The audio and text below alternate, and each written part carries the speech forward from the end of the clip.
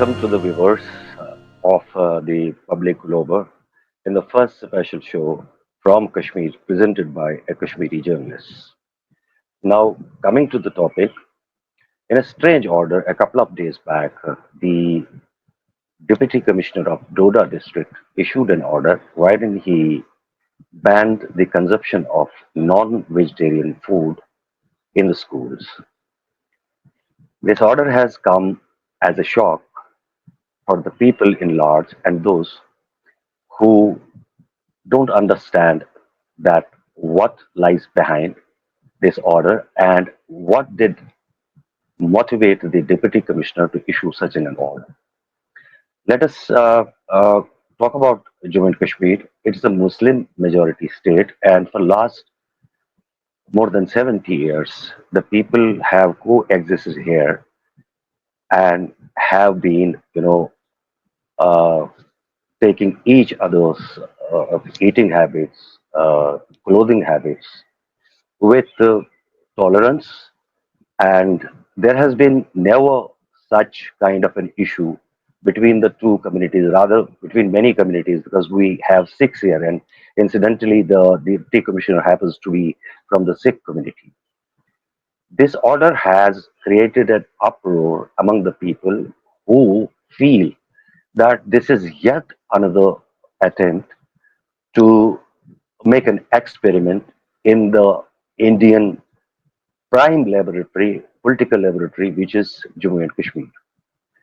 For the last 2 days, intellectuals, uh, thinkers, they have been, discussing the motive behind this order and the conclusion which most of them draw that this order has a motivation from the ideology which is propagated by RSS, and it is yet another attempt to isolate Muslim community, which may be a minority in India but is majority in the state. People have been raising questions that who are those people who have approached the deputy commissioner and the stakeholders and have raised their objections and have said that this is an exclusion of a particular community who are taking an objection to the non-vegetarian food, and they are forced to be excluded in certain functions like retirement of teachers and any other function, while then food is served to the participants or the people who are present there. We in Kashmir and the particular area wherein this Doda district falls, which we generally call Chenab region, there we have a population of 60% of Muslims and rest is minority Sikhs and Hindus. And being region, there is a specialty about the region that it is a Kashmiri speaking region falling in Jammu province.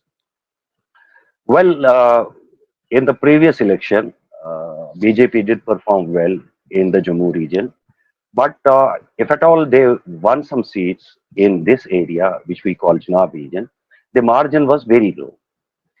And now that the people of Jammu and Kashmir and the political parties, basically from Kashmir region, which is PDP and the ruling NC, have been demanding the restoration of statehood. And for that, the answer from the center has come that either Umar Abdullah should, resign and then the statehood will be restored, or he will have to wait for his term and to complete his term, after which statehood will be restored. So the question comes on to the next election, which would be held here. In both the cases, if Umar Abdullah resigns or his term gets completed, and in this region, the people uh, are, being motivated, and the people are being fed with an idea that a particular community will be marginalized through the eating habits and whatever is the tradition of their food, and that way this votes in the area could be consolidated not only in the Chenab region but generally in the Jammu region. So in the next elections, BJP may consolidate its position in a better way in comparison to what how it performed in the previous elections.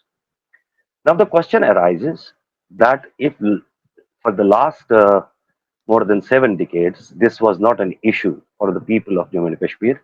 Why has it come up now? And who is the Deputy Commissioner, or what jurisdiction does he hold to issue such an order without consulting the government and the ministry under which the education falls? We have a UT here and we have a Lieutenant Governor, but we have a local government also, which is a democratic government and elected through an election, where the education department falls under the jurisdiction of the education ministry. Education ministry has not been taken on board before taking such a decision. Neither has been the chief minister has come up with any statement, or the ministry has come up with a statement in the context of this order, and people are very much confused that this is not traditionally right thing to do. Well, strangely enough, Kashmir is a majority state, and the liquor shops, in particularly in Kashmir Valley, have been opened in almost all areas. And in the evenings, if you visit that area, that there is complete nuisance in that area, and people have been demanding ban on the liquor, which neither has any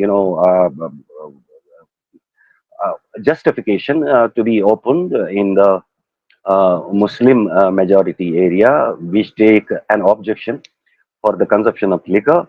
But there has been a demand that these liquor shops should be banned, given to the religious beliefs of the Muslims. But they have not been. And in previous times before Pahalgam massacre did take place, we had influx of heavy amount of tourists in Kashmir, and the tourism was, booming, and a, uh, a record number of tourists were coming here who consume liquor, and it has been seen that they were using liquor in the open without considering the religious sentiments of the people. And in one case, which came to fore through social media, some people were using liquor openly, females and as well as males, outside a mosque.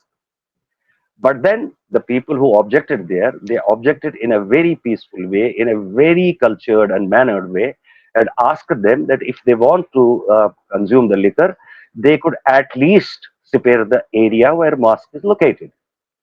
Another thing, Muslims don't, take pork, and a couple of months or 3 months back, a hotel floated a tender wherein rates were asked, and the tenders were floated to ask the supply of pork.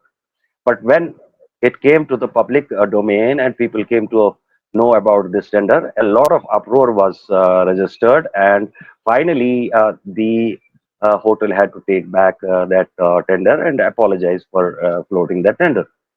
But uh, one cannot stop people if they want to pork. And strangely enough, another thing has happened in the previous days, that or during last 1 or 2 years, uh, wild boars have been spotted in Kashmir, and nobody knows where from they came and who brought them here, and with what motive and what ideology they were. Boars are non-existent in Jammu and Kashmir, particularly in Kashmir region. We have never seen boars, but for last 2 to 3 years, we have been, supporting boars in many areas and in a quite good number. And people feel that they have been brought here with the same kind of a motive to annoy Muslims, or to annoy, to attack their beliefs, and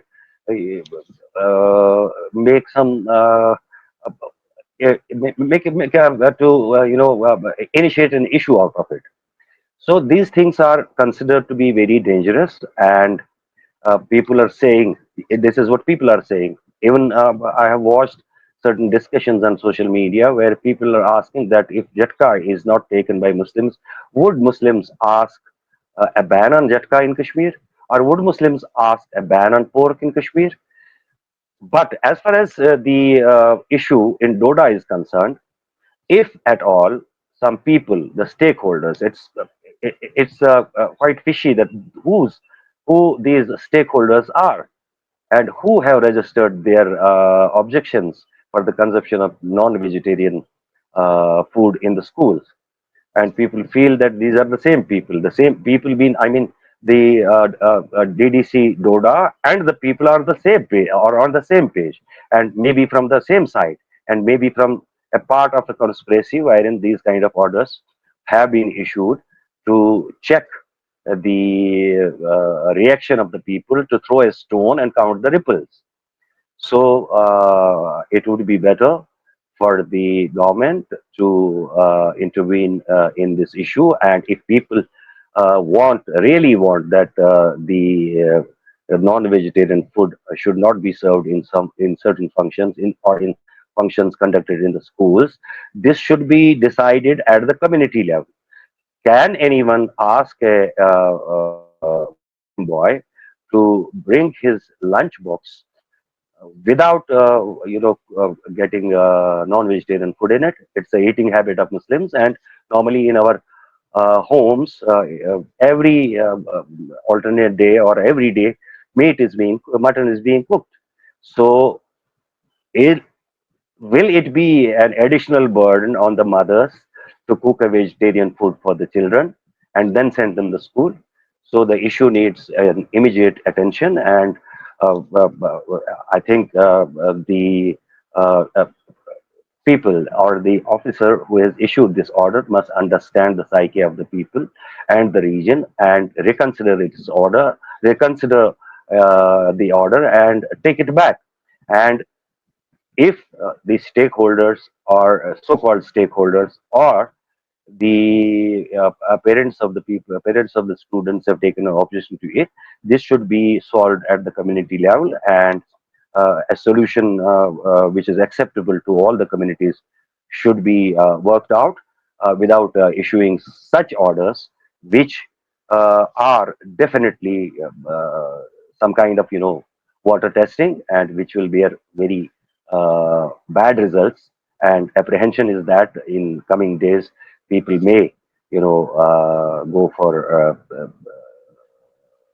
protests against this order, and this may create a law and order problem, and this is not good for the UT as well as for both the regions, Jammu as well as Kashmir, and this may create a divide, or which was not